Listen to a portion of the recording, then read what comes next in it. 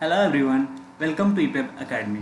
RCC structure series के इस video में हम डिस्कस करेंगे some important IS code provisions for beam and slab. Means beam और स्लैब के लिए कुछ इम्पॉर्टेंट आईएस कोड के प्रावधान को हम डिस्कस करेंगे। आईएस कोड हम यूज करते हैं IS 456-2000।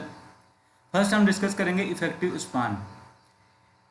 इफेक्टिव स्पान के लिए हम पेज नंबर 35 को रिफर करते हैं कोड में। फर्स्ट हम देखेंगे सिंपली सपोर्टेड बीम या स्लैब के केस के में क्या होगा। सपोज करते हैं ये कोई सिंपली सपोर्टेड एक बीम है,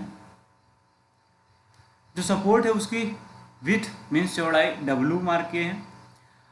clear span of the beam L0 है। Effective depth of the beam small d है। तो इस केस के लिए जो L इफेक्टिव की वैल्यू होगी मीन्स इफेक्टिव स्पान की वैल्यू होगी वो होगी minimum of L0 plus d means clear span plus effective depth और clear span plus width of support. और इन दोनों में से जो मिनिमम वैल्यू होगा उस वैल्यू को हम कंसीडर करेंगे इफेक्टिव स्पान। सेकेंड देखते हैं कंटिन्यूअस बीम और स्लैब के केस में क्या होगा। कंटिन्यूअस बीम और स्लैब के केस में भी सब केस होगा। फर्स्ट सब केस होगा if with of support is less then clear span by 12। If means with of support W is less then clear span means L0 divide by 12। अगर W की value L0 by 12 से कम होगा तो उस case में जो L effective की value होगी वो सेम होगी जो सिंपली सपोर्टेड बीम के केस में हमने ऊपर डिस्कस किया है। तो ये वैल्यू वहाँ पर सेम हो जाएगी। फिर उसके बाद सब केस सेकेंड इसमें देखेंगे तो इफ़ W की वैल्यू जो है क्लियर स्पान बाई 12 से ज़्यादा हो मीन्स जो W है उसकी वैल्यू L0 बाई 12 से ज़्यादा हो और W की वैल्यू ग्रेटर देन 600 mm हो।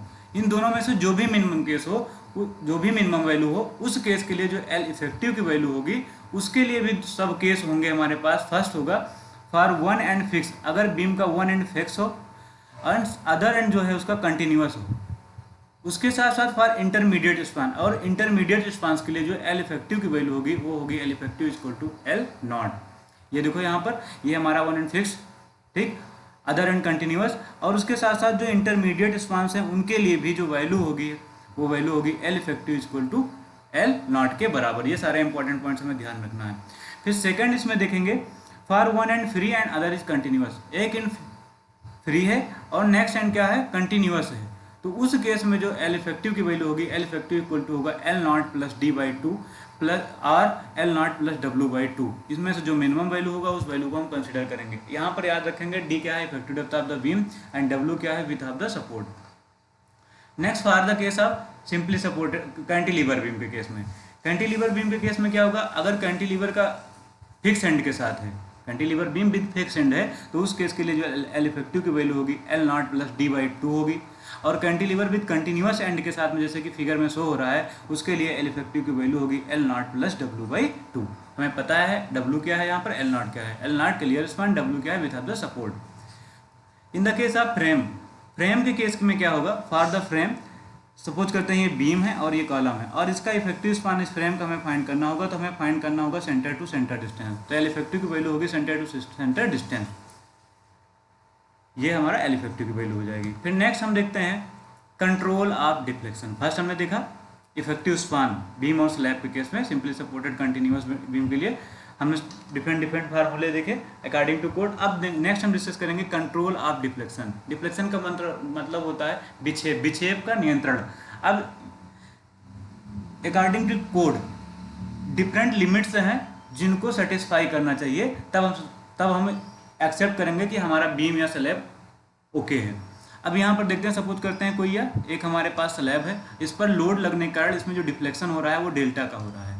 तो डेल्टा की वैल्यू किस वैल्यू तक लिमिटेड होनी चाहिए उसको कोड में गिवन है। फर्स्ट दिया है फाइनल डिफ्लेक्शन की वैल्यू सभी लोड के कारण इंक्लूडिंग श्रिंकेज, टेम्परेचर, सभी के इफेक्ट को कंसिडर करते हुए जो फाइनल डिफ्लेक्शन की वैल्यू होगी वो होगी स्पैन बाई 250।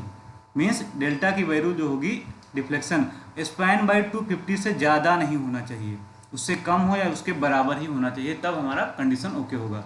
सेकेंड केस है फाइनल डिफ्लेक्शन की वैल्यू इसमें भी इंक्लूडिंग टेम्परेचर इफेक्ट, क्रीप और श्रिंकेज सारे इफेक्ट को कंसिडर करते हुए, बट आकर कब, after partition and application of finishing करने के बाद, पार्टीशन वाल या पार्टीशन देने के बाद और फिनिशिंग करने के बाद जो मैक्सिमम डिफ्लेक्शन की वैल्यू होगी वो होगी स्पैन बाई 350 और 20 mm, इन दोनों में से जो मिनिमम वैल्यू होगा उसको हम कंसिडर करेंगे। मीन्स जो वैल्यू होगी डेल्टा की वो less than or equal to होगा span by 350, means should not greater than span by 350 और नॉट ग्रेटर देन 20 mm। इन दोनों में से जो मिनिमम होगा उस वैल्यू को हम कंसिडर कर लेंगे। तो ये हमारा डिफ्लेक्शन कंट्रोल के लिए दो केसेस के लिए हो गया। नोट में हमें याद रखना रहेगा कि जो वर्टिकल डिफ्लेक्शन में जो डेल्टा की वैल्यू है may be assumed to be satisfied if span to effective depth ratio are not greater than following। जो कंडीशंस ऊपर बताई गई है ये कंडीशन को हम सेटिस्फाइड मानेंगे अगर एज्यूम करेंगे कि सेटिस्फाइड इफ जो स्पान है means span divide by effective depth means D का रेशियो निम्नलिखित कंडीशंस को सेटिस्फाई करता है, तो फॉलो करता है। तो कौन कौन सी condition? First, basic value of span to effective depth ratio, जो span plus divide by effective depth है इसका रेशियो अप टू 10 मीटर की लेंथ तक, कितने तक? अप टू 10 मीटर लेंथ का अगर कोई बीम है वहां तक के लिए स्पान बाय डी का जो रेशियो है अगर इस कंडीशन को सेटिस्फाई करता है तब हम समझेंगे कि डिफ्लेक्शन की कंडीशन को सेटिस्फाई करता है। देखते हैं स्पान बाय डेप्थ का रेशियो, इफेक्टिव डेप्थ का रेशियो डिफरेंट बीम या स्लैब के केस में क्या क्या होती है। फर्स्ट देखते हैं कैंटिलीवर बीम के केस में। कैंटिलीवर बीम के केस में जो वैल्यू होता है span divide by effective depth वो 7 हम लेते हैं, 7। सिंपली सपोर्टेड बीम के केस में 20 और कंटिन्यूअस बीम के केस में 26।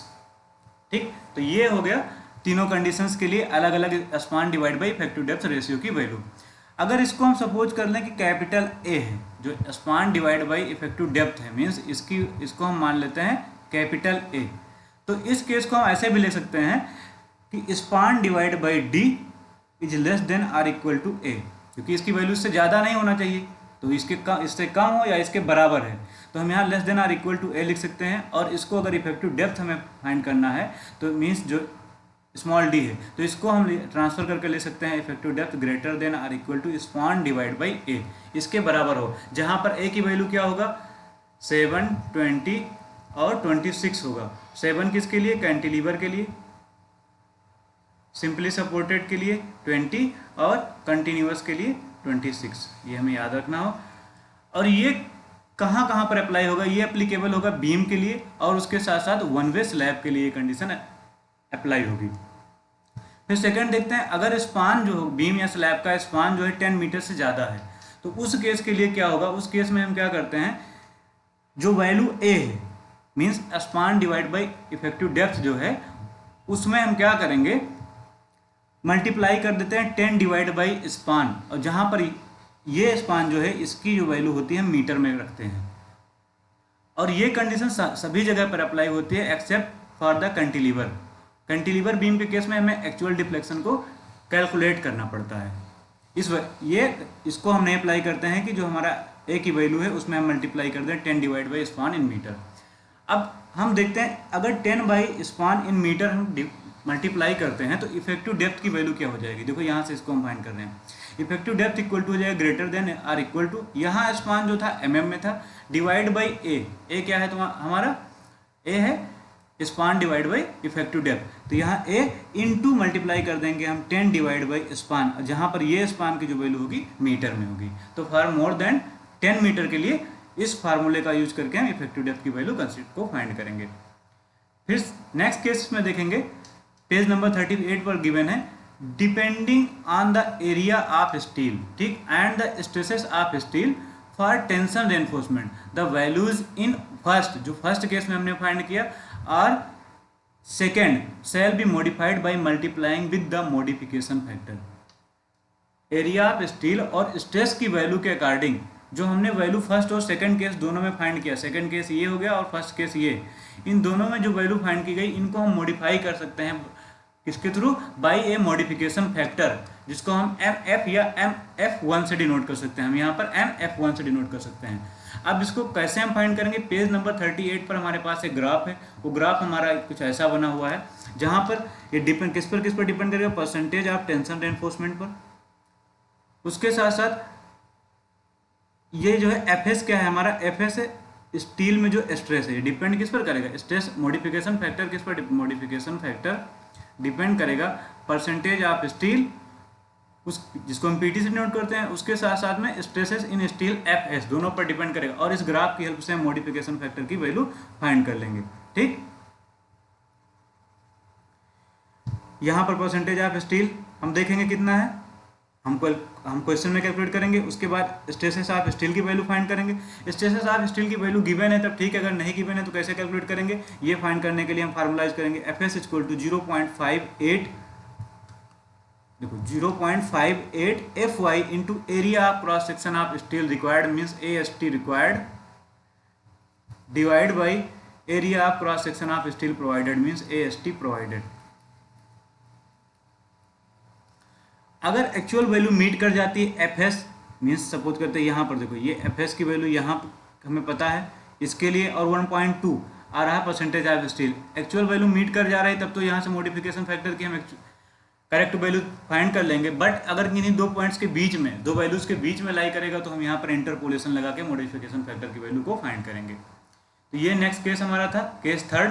फिर उसके बाद देखते हैं नेक्स्ट केस फोर्थ। इस केस के लिए क्या होगा, depending on the area of compression reinforcement, वहां पर क्या depending on the area of tension reinforcement था, और स्ट्रेसेस इन स्टील यहाँ पर क्या area of compression reinforcement, the value of span to effective depth ratio, जो हमारा span to effective depth ratio है जिसको ए से डिनोट किए थे, इफेक्टिव डेप्थ की किससे, ए से, जो ए की वैल्यू है इसको फिर हम क्या करते हैं मॉडिफाइड करते हैं, ratio be further modified by multiplying with the modification factor MF2। First case में जो यहाँ पर था उसको हमने MF1 से डिनोट कर दिया और सेकंड में MF2 से डिनोट कर दिया।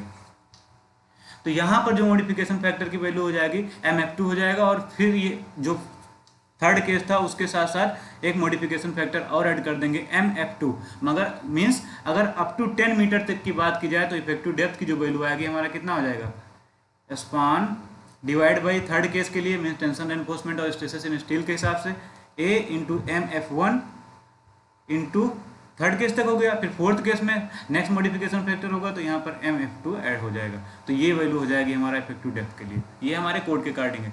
अब हम कैसे फाइंड करेंगे मॉडिफिकेशन फैक्टर सेकंड, इसके फाइंड करने के लिए टेबल दी है मॉडिफिकेशन फॉर कंप्रेशन रेनफोर्समेंट। इसके किस पर डिपेंड करेगा, परसेंटेज ऑफ कंप्रेशन रेनफोर्समेंट, इसको कैलकुलेट कर लेंगे। उसके फिर ये ग्राफ है और इस ग्राफ की हेल्प से हम क्या करेंगे मॉडिफिकेशन फैक्टर की वैल्यू फाइंड कर देंगे। इसको हम यहाँ MF2 से डिनोट किए मॉडिफिकेशन फैक्टर सेकंड, और यहाँ से कैलकुलेट करके हम वैल्यू फाइंड कर लेंगे। फिर उसके बाद नेक्स्ट है deflection check for two way slab. Two way slab के लिए डिफ्लेक्शन चेक हम कैसे फाइंड करेंगे, कैसे लिमिट फाइंड करेंगे, डिफ्लेक्शन की लिमिट क्या होगी टू वे स्लैब के लिए। डिफ्लेक्शन मीन्स विक्षेप। टाइप्स ऑफ स्लैब, सपोज करते हैं सिंपली सपोर्टेड और कंटिन्यूअस के केस में क्या क्या होगा, यहाँ पर ध्यान रखना है। अभी इसके ऊपर जस्ट हम जो डिस्कस कर रहे हैं तो वो span divide by effective depth था, जिसको कैपिटल ए से डिनोट किया था, इसका रेशियो था।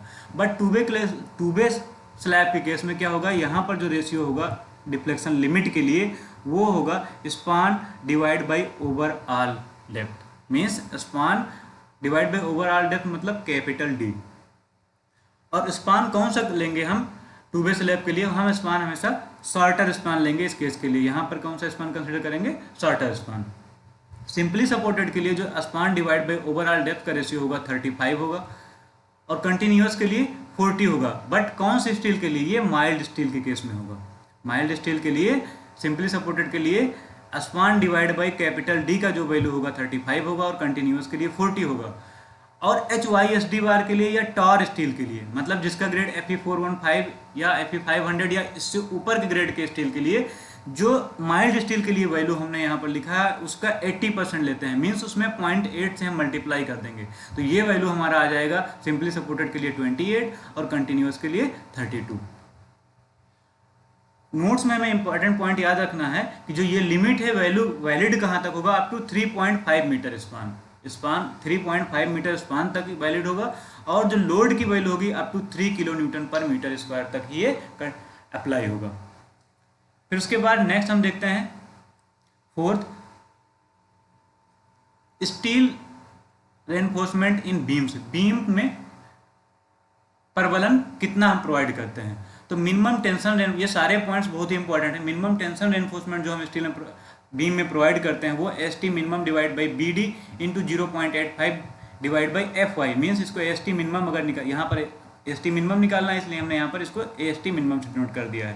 तो ये हो जाएगा 0.85 F Y into B D, most important point है ये। और यहाँ पर ध्यान रखेंगे अगर परसेंटेज हमें कैलकुलेट करना होगा तो इसमें 100 से मल्टीप्लाई कर देंगे, क्या AST बाई बी डी होगा, इंटू 100 कर देंगे, 0.85 एफ वाई इंटू 100 हो जाना है। बट मिनिमम रेनफोर्समेंट अगर हमें बताना है टेंशन रेनफोर्समेंट, तो उसका जो स्टैंडर्ड फार्मूला है ये होगा 0.85 F Y into B D. AST minimum हमें पता है, minimum area of tension reinforcement है, बी जहाँ पर विड्थ ऑफ द बीम है mm में ही कंसिडर कर रहे हैं सारे। और अगर टी बीम का केस होगा तो जो ये बी होगा वो विड्थ ऑफ द वेव हो जाएगा, मीन्स बी डब्ल्यू हो जाएगा। F Y characteristic strength of steel newton per mm square unit रख देते हैं, अगर सारी यूनिट हम mm में ही रख रहे हैं तो Newton per mm square unit में। तो ये हो गया मिनिमम टेंशन रेनफोर्समेंट की वैल्यू बीम के केस में।